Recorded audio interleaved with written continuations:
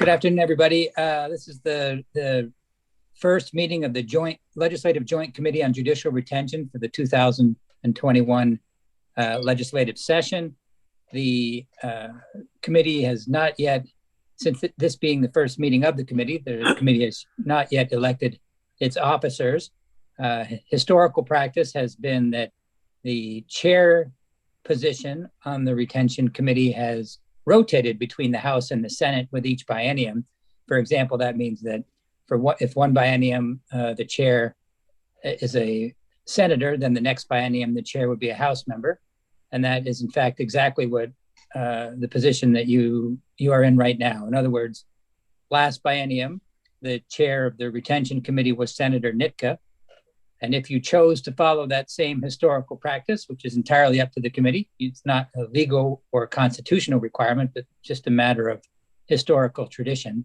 If you chose to follow that same practice going forward, that would mean that your chair for the upcoming biennium and for purposes of today's election would be a House member.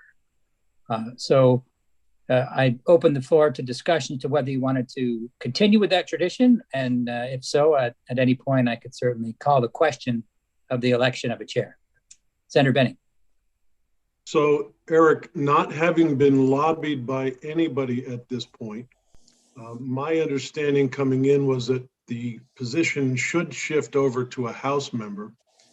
And this may be much to my regret, since he heavily campaigned for one of my opponents in the last election. I'd like to nominate Representative Chip Troiano to take the chair's position. He was unsuccessful, by the way. So a nomination has been made for Representative Troiano to be chair of the retention committee. Are there any seconds? yes, I would like to second that.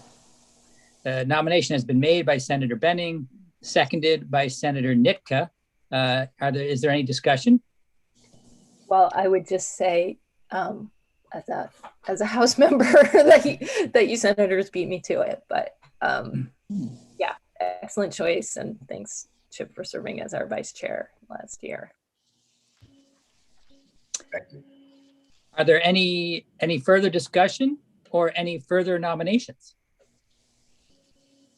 Seeing none, the nomination of Representative Chip Troiano to be chair of the Judicial Retention Committee has been made by Senator Benning, seconded by Senator Nitka. All those in favor, please raise your hand and say aye. Aye. Aye. Aye. Aye. Those opposed, please say nay. I don't know what the opposite of raising your hand is now that I say that, so I guess just say nay. Yeah, but nobody voted nay. The motion has been made and carried. Representative Troiano has been elected as chair of the Joint Committee on Judicial Retention for this biennium. So I will turn the meeting over to you, Representative Troiano, for the purposes of election of a vice chair. Thank you. Thank you. So it's my understanding that the vice chair will serve from the other house. Is that correct? That is correct. Okay. So we can open the floor to nominations for vice chair of the Joint Judicial Retention Committee. Anyone have any?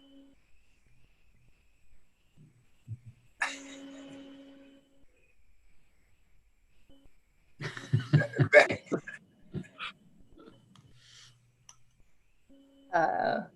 I just have a question before a nomination, if that's okay. I'm wondering if Senator Nitka would like to continue in a leadership role on this committee after leading us so ably last biennium. Yes, I would be willing to do that. And I would nominate Senator Nitka. Okay. Thank you. Second. Second from Senator. I'll second. Yes, thank you. Are there any other nominations for the position of vice chair of the Joint Judicial Retention Committee? Seeing none, we will call a question, and all those in favor of Senator Alice Nitka for vice chair of the Joint Judicial Retention Committee, kindly raise your hand. Aye. Okay. Any opposed? The ayes have it, and Alice Nitka is our vice chair for this biennium. Thank you. So somewhere I received an email that listed the, I think, 2 judges and 4 magistrates that are up for retention this year. Should we review those, Eric? Sure. Just 3 magistrates this year, along with the 2 judges. So Good. 5 total judicial officers. Okay. And I think everyone probably knows the 2 judges are the Chief Superior Judge, Brian Grierson, as well as Judge Nancy Waples, and 3 magistrates. The magistrates are Joseph Lorman, Brian Valentine, and Christine Hoyt. I could give an update for a moment if you wanted, Representative Troiano, on where we're at with the surveys, if that would be helpful. Yes, that would be good. Thank you, Eric. Yeah. So as you may recall, many members, but not all of the members on the committee served last year, last biennium, I should say. And you may recall that the vote on retention was only last September. So it was not that long ago. Typically it's in March of the, so it was in the neighborhood of 6 months later than it ordinarily is because of COVID, obviously, and the remote situation that we're all in now. So the vote was delayed until September. For that reason, the retention process for this year started much later than usual, as we were still working on last year's retention process. We ordinarily start in our office, we started over the summer. That's when we start, getting in touch with the court and working cooperatively with the judiciary to assimilate all of the information we need to send out the surveys, get the list of attorneys, et cetera, et cetera. None of that could begin until October. So that's the short way of saying we're a little bit behind schedule. So, but I also want to say that we've done a lot to catch up, and much appreciation to our IT staff and to our administrative staff and the court for working together on this. So we're very close. And in fact, I just met yesterday with our IT folks and some of our administrative support folks. And we have all of the information returned. The surveys are all back. The one thing that we are thinking that we'll do, and we'll be interested in folks' feedback on this, is the file. You know how you may recall that in the past, the retention materials are in a physically put together in a large hard copy binder. We now have the ability to do it all digitally, and it's all in a digital file that is very accessible, very easy to read. Each judicial officer up for retention, has their own file. We can easily email it out to anybody who wants to see it. Obviously, it's public, so we could send it out that way to committee members as well. You can look at it at your leisure. So having said that, of course, it is possible for us to print one off and send you a hard copy as well. That's going to take a bit longer just because there aren't, that's a major copying project and there's no one in the office at the moment for that. I shouldn't say that. There is someone there, but there's one person there. So it's, again, not impossible, and it certainly could probably get out to you sometime next week, but the digital files could be sent to you probably tomorrow. So again, you could certainly have both, but just want to let you know that the access to the digital file would obviously be much quicker. So interested in folks' thoughts on that or whatever questions you may have. I'm wondering, Alice Nitka, I'm wondering, Eric, what about the confidential materials that we usually view? And, if someone keeps them confidential and we go there and review them, have you thought about how that piece would work? Certainly they should not be put online. Correct. We thought about that in the sense, and you're right, Senator Nick, it's a very good point. We did think about it in the sense that all of the confidential material was segregated. So that is out, and we have that. I have that digitally because it's just sort of a background here, is that this year, also, not that it hasn't sometimes been done in the past. In the past, judicial officers who were up for retention would sometimes send us their questionnaire answers, including their confidential financial information, judicial opinions, all the materials that you look at for purposes of the retention process. Some judges sent it digitally, and some sent hard copies in the mail, and we were open to, either way was fine. This year, everybody sent it digitally. Everybody sent it to me via an email. And so we have it digitally. Obviously, we could print it off, but that's a way of explaining also, Senator Nika, that even the confidential information was sent digitally. Nothing was sent in hard copy. So we segregated the confidential information, and that is not in the digital files that would be sent to you or to, whoever else would want to be on the recipient list. And I'm sure some of the witnesses today or other folks who wanted to have a copy, we could certainly send it to them, but it wouldn't contain any of that information, to follow up on your point. Very good. So in terms of, I guess we should have a discussion about this as to us viewing that and whether you could send us a paper copy so that it isn't floating out there digitally, because all the other stuff is available to be looked at by the public. That's a good idea. Hand up too. Well, of course, it's optional as to whether or not any of the members would like to view that material. Would like to what? Look at it? Yeah. View the material, yes. I mean, Yeah. generally it comes up as a result of some unanswered question that may have come up in hearings. Thank you for your. Say again? Did Senator Benning want to say something? He had his hand up before. No. Is that- Oh, Yes. Lane. Okay to jump in, chairs. Yeah, sure. Yeah. I don't know, Eric, if you want us to make a kind of collective decision about the distribution of those materials or a personal one, but although I've gotten much better at not relying on print materials, this is an instance where I would very much appreciate both the digital and print copies of the materials. And I do just make it a practice to read all of the confidential materials, just because you never know what might come up there. And so reasons to distribute those as well. Okay. Yeah, we could certainly send the confidential materials separately. absolutely. And as you mentioned, Senator Nick, could certainly do that by a hard copy so that it's not sort of in the digital world. I mean, that's my concern. Should we be considering sending the confidential material to only on request? Yeah, whatever you prefer is certainly fine with us. It seems like that's the way we have done it in the past, that those who wanted to view it viewed it, and not everyone has. Senator Benning, sorry. Right. Please don't demote me. I'll try not to.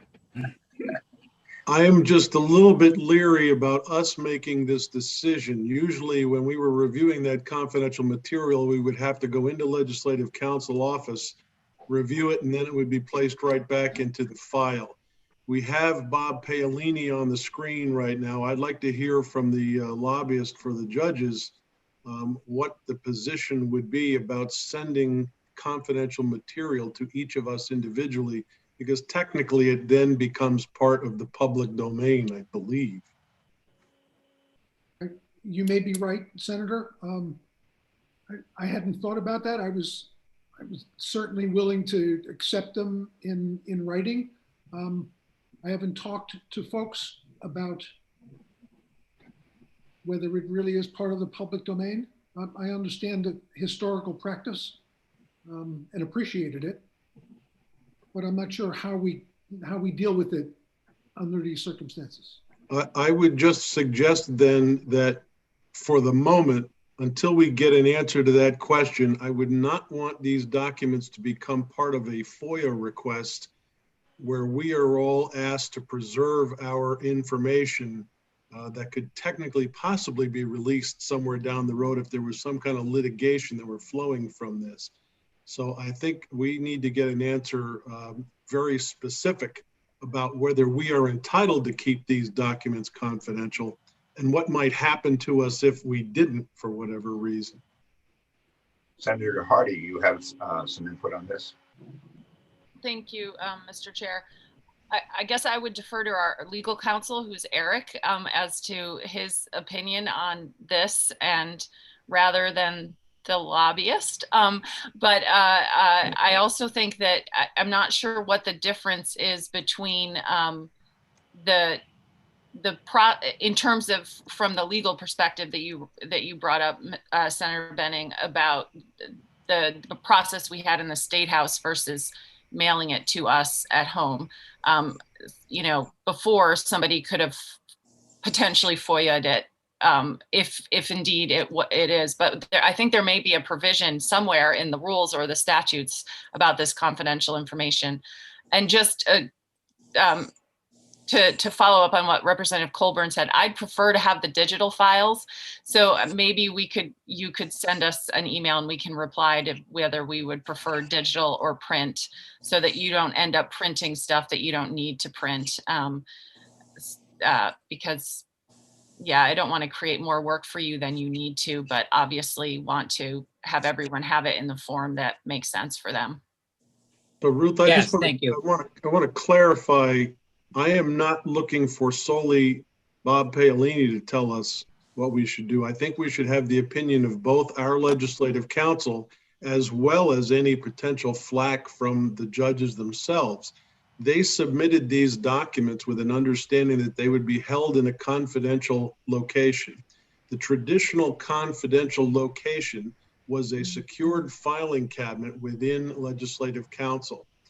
That set of documents is now potentially being released to each of us through what I would have to assume would be an email situation, or even if they're directly mailed. But then I wonder what the cloak is that protects them once that happens. Because the judges had an understanding when they submitted the documents. Now we're, as a committee, deciding to do something else with them, and I find that troubling. But our own legislative counsel should definitely weigh in whether that cloak of protection is still there or not, so that we as a committee can make a decision about whether we should receive them through the mail or digitally or not. I would agree. Eric, is there a need for research here, or can you render some sort of an opinion to us? No, I'd want to look into it a bit further. Thank you, but yeah, not off the top of my head. One thing that does occur to me, more of a practical answer than a legal one yet, is that, just so you know, that another possible option. Right now, you know, I have all of the materials submitted by the judges, including the confidential financial information, you know, stored essentially digitally.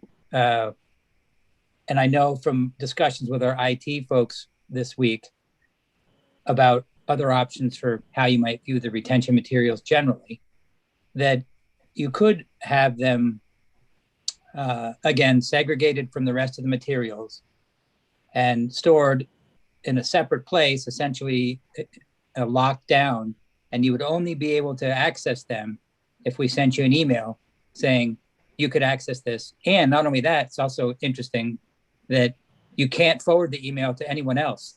If you did, I'm sorry, not that you can't forward the email, obviously you could, but that recipient would not be able to access the documents. Only the recipient of the email would be able to log in and view it. That just strikes me as, again, possibly, without having looked into it, possibly an analog to having them in a locked file cabinet in our office, because it would only be accessible to the recipient of the email. As to whether Senator Benning's question about whether handling it that way might disturb the confidential nature of it, I don't know. But that piece I can look into. But as a practical matter, that might be something that could work if members were okay with it. Yep. Eric, just one other component to this, and that is we are live on YouTube. So should we ever get access to those, we're going to have to somehow keep in mind in the back of our heads that if we ever enter into discussion about those confidential documents, we have to take ourselves off of YouTube. That's a good point. Yes, thank you. So Senator. I will send, sorry, I just say I'll send the email out backing up just to the question of the digital versus paper so that everyone can weigh in on whether you want, what fashion you want them in. The only bit of information, which I kind of referred to already, just so you know, the paper ones, I don't know for sure, but I would have to guess that it's going to be till later next week till you would get those in the mail. If you take into account copying time, seems, I don't know if anybody has noticed this besides me, but U.S. Postal Service is also very busy. It just seems like sometimes things are moving a little bit slower in the mail these days. So I just put that out there so that you take that into account. If you think that you might only want a paper copy, then you might be waiting a bit longer. Okay. Oh, you had your hand up. Yeah. Yep. So, Butch has a question. question. Was that a vote to receive material? Do you have something? No, that was a question, Chip. Yeah. Okay. Go right ahead. So, question for Eric: will you have an option for both? I'm one of those folks that likes it in mediums. Will that create an undue burden on you or the print shop? You're breaking up. No, both is fine. The digital part is easy. So it's only the paper copies that is going to take some time and be some work. So I would just say, if you're okay with digital only, I would fully support that. But if you also would like to have a paper copy, that's okay. It's just that it will take a bit longer. Chip, Yes. Which? Are you good? Okay. So my question now is, what would be the opinion of the committee to check with the judges as to how we may proceed on this? Is that something that we should think about doing and have Councilor Paolini Yeah. check with them?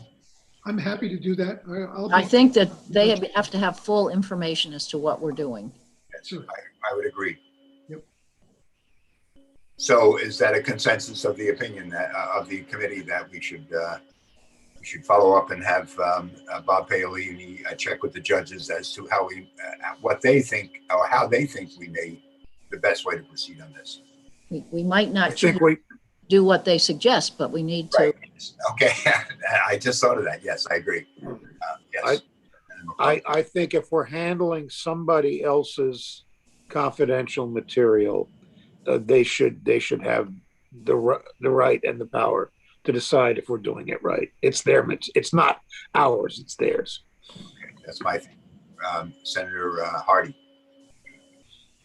Thank you. I'm totally fine with checking with the judges and having Bob ask them. I agree with Senator Nitka, though, that we need to follow the procedures that work for our committee with the understanding that we would keep those documents confidential.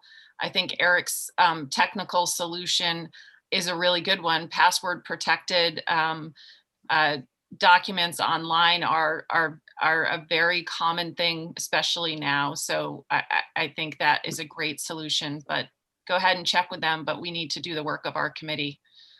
I agree with that. I think as Senator McCormick suggested, having their opinion, I think, is something that we should do. Is having their opinion on this.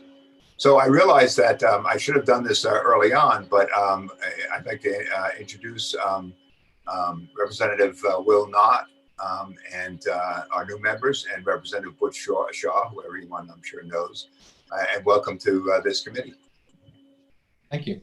Thank you. So I guess we need to move to a schedule at this point. We have discussed the materials for each judge. For the new members, there will be a considerable amount of material based on confidential questionnaires that are submitted to litigators, court staff, probation and parole officers, and I think I'm missing one. But these will come in the form of some in the form of answers to direct questions, and some in the form of numerical ratings of sort. So that's what we're discussing right now. That's the information in question right now. So we will have a profile on each judge. We will have 3 submissions of their writings. We will have why they want to continue to be a Vermont Superior Court judge, and a bio, which would contain their education and prior experience in the legal profession. So that would be the packet that we're speaking of right now. So should we move to a possible schedule at this point? So yes, we should. And Eric has, I don't know if you have it in front of you, Chip, but we have a schedule that Eric sent to us. Oh, I was thinking I could share it, the document right now, so that you guys would then be looking at the document and sort of, we could look at the, again, as I mentioned in the email, it's only a proposal, it's a draft. So obviously open to any changes you want to make, but at least it kind of gets the discussion started. So would you like me to go ahead and share it? So yes, please, Eric. All right. Oh, sorry, Peggy, are you there? Could you make me a co-host, please? Oh, sure. Sorry about that. And when it comes to the public hearing part, would you allow me to make a comment? Certainly. Okay. Thank you. Thanks, Peggy.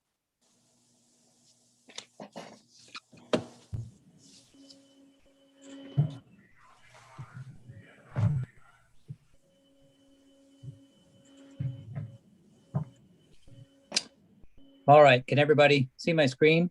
Yes. Yes. Now, again, this is obviously, as I mentioned, just a draft to get us thinking about it. Again, noting that I also should mention, I forgot to note this earlier, that I spoke with John Bloomer about the, excuse me, the date of the joint assembly. Because again, since we're moving a bit later, we're starting later than we've started in the past. I wanted to give him the heads up that the joint assembly might be delayed a bit.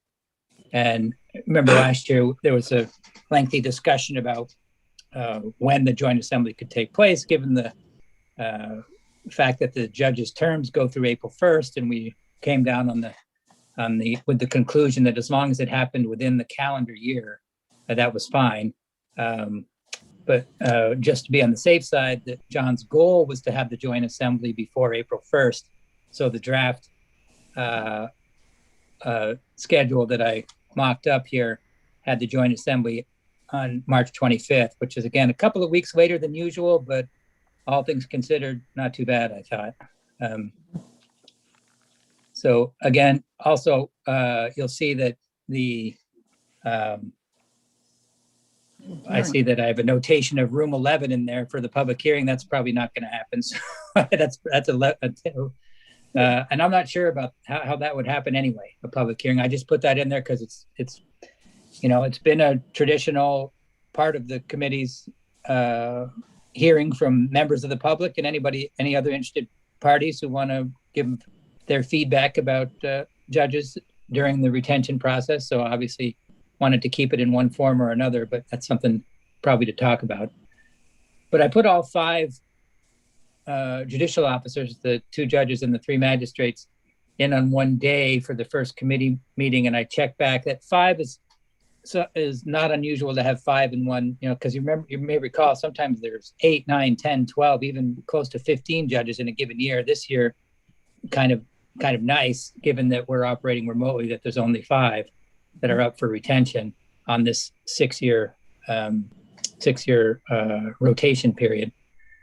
But Hey, sorry, go ahead. If you're cutting and pasting this list, you might want to ask whether Magistrate Valentine actually spells his first name that way. Oh, yes. I suspect that error was on my end, not his.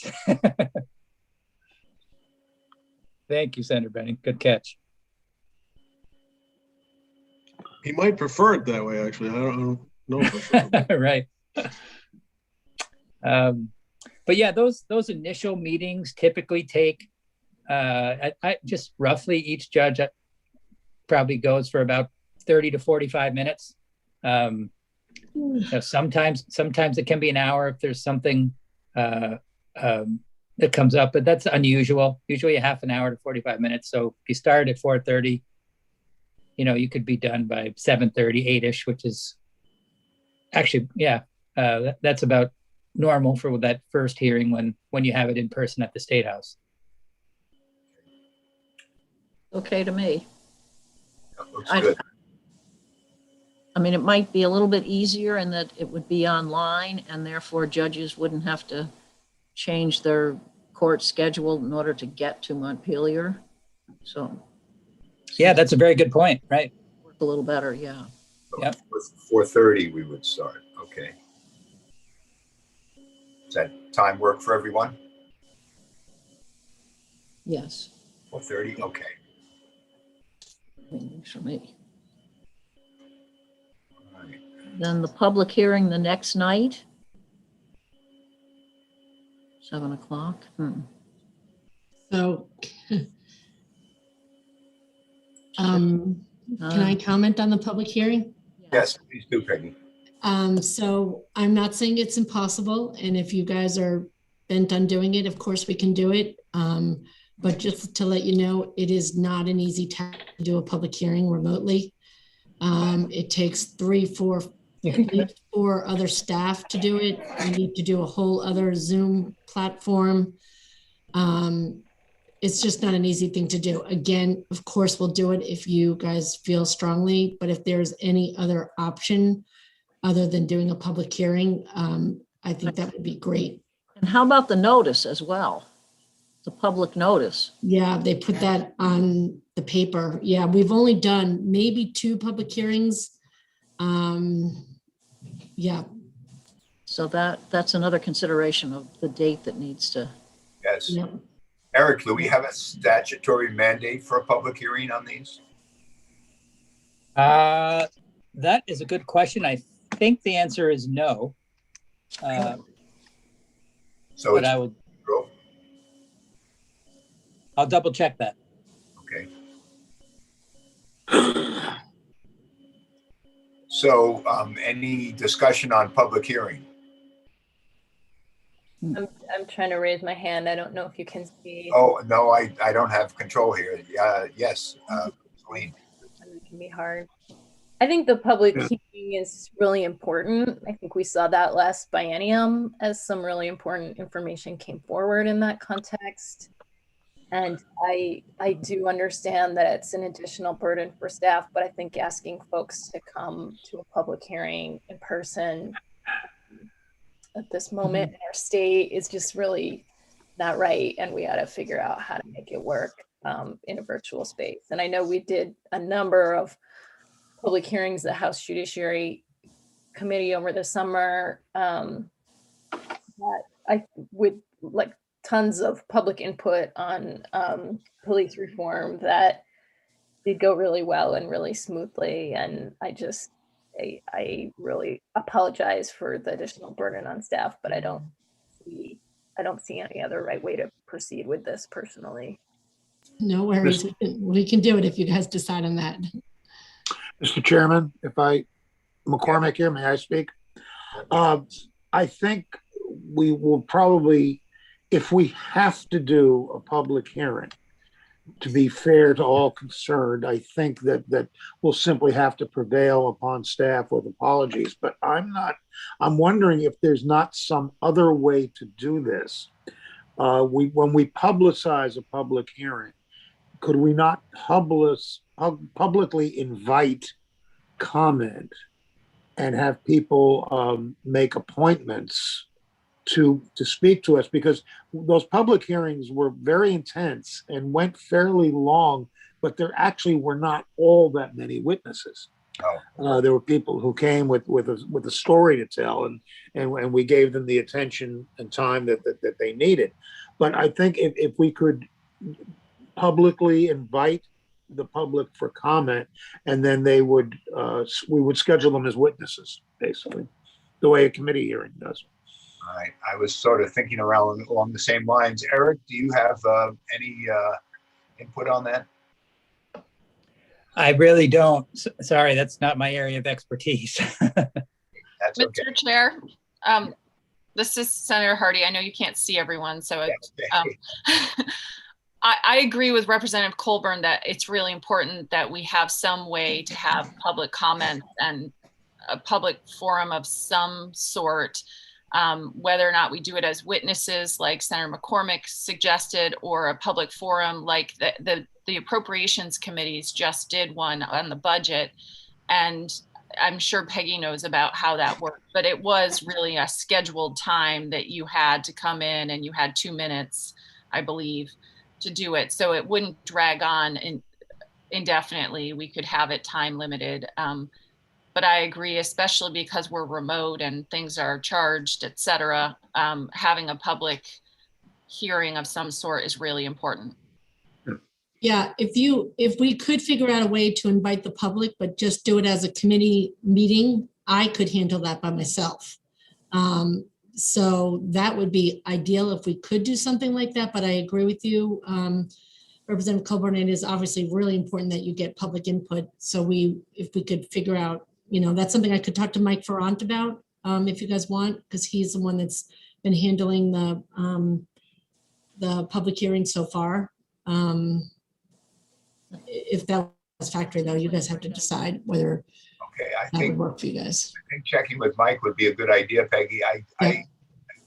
The appropriations hearings had a request that all comments or be submitted, or requests for comment be submitted beforehand, so that we knew who may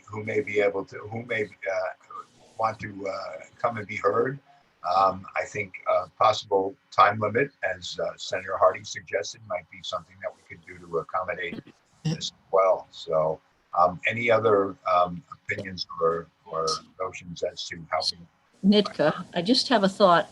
I think that doing it the way appropriations did, that it would be much simpler to set up, and if Peggy could do it, that would be great. I think that I certainly wouldn't require everybody to submit stuff in writing. If they want to just come in and say something, great. Okay. Not everybody is capable of doing that, and not everybody wants to do that. But if they want to just come in and speak, get a scheduled time, limit the time limit that they speak, and then we could get, a lot of people in. I mean, okay. If they wanted to come in. Yes. Okay. So I think that's a good way, Peggy, for you to do it that way. But now then the question is that date appropriate in terms of getting that set up and everything, and getting some notice out? 25th. It is coming right up. It's coming right up. Is there another date in between there that we could agree on that maybe it could happen? And of course, you don't want a town meeting week because we're off. Yeah. Let me talk to Mike about how quickly we can get something out. Because the most important thing is getting the information to the public so that they can sign up. Yes. So I think that the 25th is 2 weeks from today, I think, right? I think so. Yeah. So town meeting break is March 1 to 5, and follow-up committee meeting with judges is the 10th. So we do have 5 days in there for a possible public hearing, which would give us some more time if we needed more time to set it up. Yes. Sounds reasonable. Do we have a consensus that we should have a public hearing Of some sort. of some sort? Okay. Yeah. Anyone else? I think we should do a public hearing as well. I mean, unless somebody objects, we should do it. Does anybody object? That might be the easier way, since nobody can see anybody. Yes. So do we have any objections to a public hearing? Well, wait a minute, by a public hearing, do you mean? Yeah. Invite the public. As the term is usually used, not what I was talking about, some kind of, like, such as publicizing our curiosity, inviting people to testify, and then scheduling people as witnesses. No, I think Senator McCormick, we're moving toward a public hearing if it can be set up in a timely Okay, fashion. I'm reluctant to do that because I think it's making a demand on the staff that No. maybe we don't have to make. But I mean, if the committee is going to do it, I'm not going to throw myself on my sword over the issue. Okay, so We would do that. Peggy, Yep.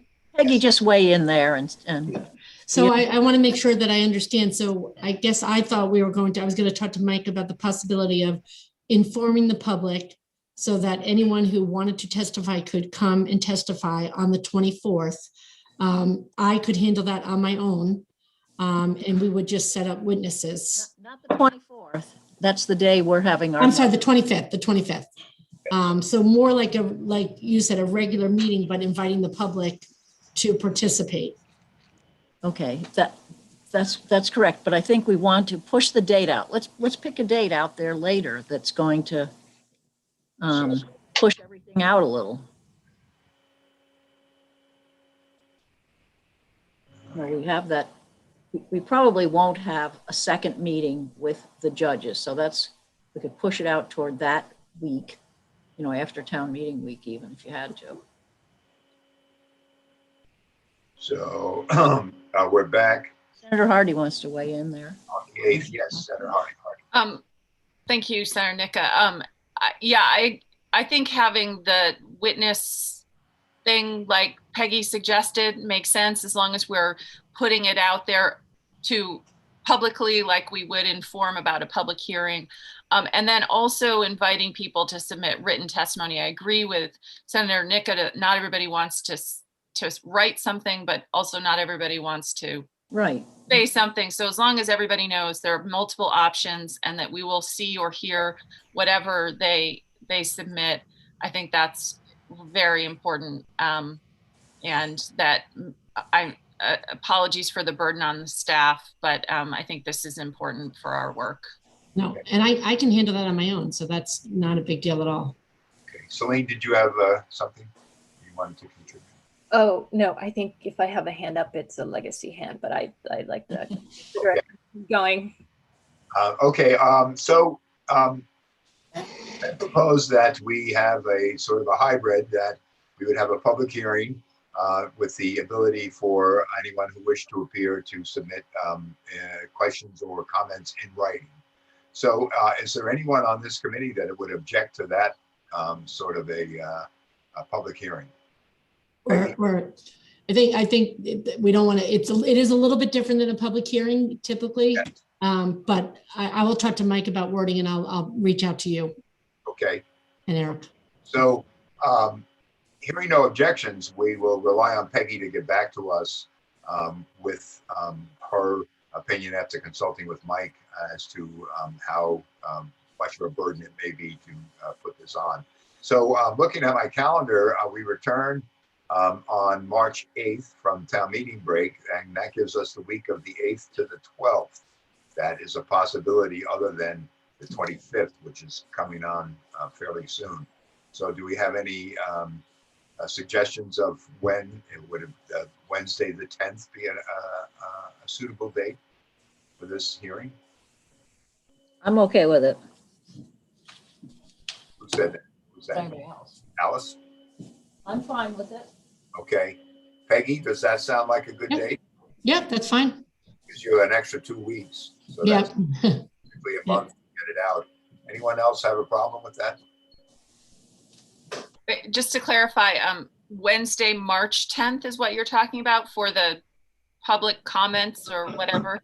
Okay. Yes. Yes. And we could start that at 6 o'clock.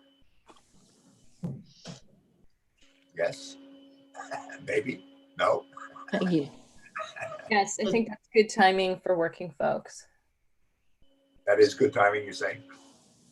For members of the public who might want to. Okay, 6 o'clock, is that what you? 6 p.m. Yes, on March 10th. Okay. And we will still be meeting at 4:30, having a meeting of the committee. On that day? We had scheduled 4:30 on March 10th for just this committee meeting. Yes, well, no, We'll drop that. judges 4:30. So this is a new date. The state was not on the list that Eric had put up in front of us. Could I make a suggestion, Representative Troiano? Yes, certainly. So I think the way this would work is that you'll have the public hearing as you just described on Wednesday, the 10th. And I think Senator Nitka mentioned this follow-up committee meeting usually has to happen after the public hearing because the idea is, you know, so you could do, but it's easily done because you see the next day, 3/11 is already slotted in there for the follow-up committee meeting. Additionally, if you need one, which now that we're doing this virtually, you're not going to need more than one. So we could just move the follow-up meeting to the next day into that March 11th, 4:30 slot, and then your public hearing will be the night before. Yes. Okay. That sounds good. Sounds good. Everyone? Yes? Yes, Senator Hardy. Just one other question. If I'm so excited we only have 5 judges, but if we if we for some reason don't get through all of them on the 24th, should we reserve the 25th just in case we need to come back for 1 or 2 of them? I just know that if we're going hours and hours on end on Zoom, by the time we get to the last judge or 2, it might be really hard for us to focus, and I don't want to short shrift anybody. So maybe having that as a backup and reserving it on our schedules may be helpful. Okay, Eric? Yeah, that's fine. You know, you could even, I mean, if you wanted to, it depends on everybody's preference, but you know, since we're not having the public hearing that night, you could break it up and do 3 one day, 2 the other, or just have it as Senator Hardy was saying, just have it as a backup just in case. Whatever you prefer is fine. I would actually, oh, sorry. Is it okay?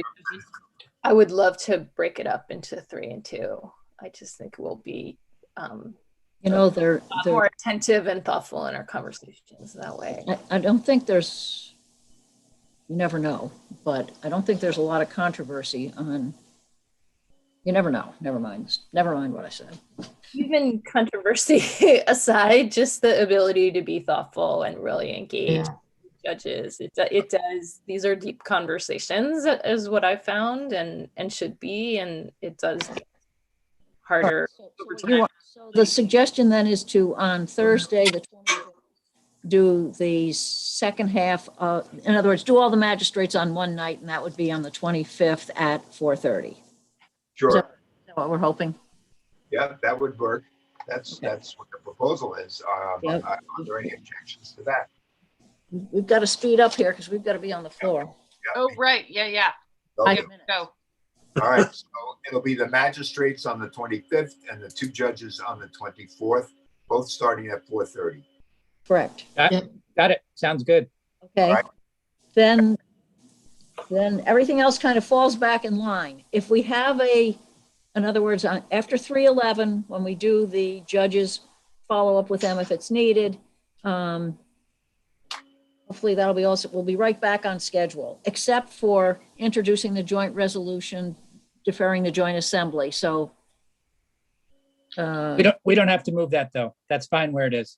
that's fine where it is. Yeah, Eric, I checked with We've, John Boomer on that. I think You just send out a revised schedule, Eric. Absolutely. Dick wants to say something. No, Ruth just said it. We've made enough changes. I want to make sure I've got it. Yeah, Good job getting your jacket on, Dick. Welcome to my dressing room. Go, Joe, go.